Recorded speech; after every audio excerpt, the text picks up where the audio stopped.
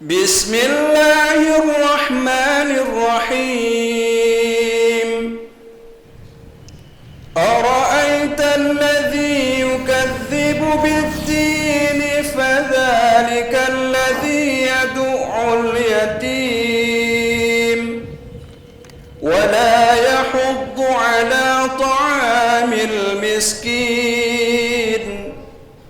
فويل للمصلين الذين هم عن صلاتهم ساهون